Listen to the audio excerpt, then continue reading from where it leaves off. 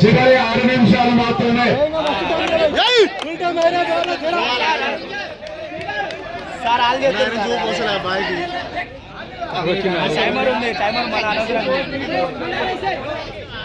Timer madam చెప్పండి madam మీరే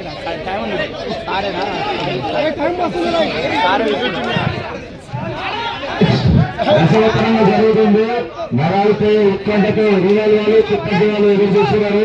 ఎవరు గెలుస్తారని విజయం ఎవరికి గెలుస్తారో చూద్దాం.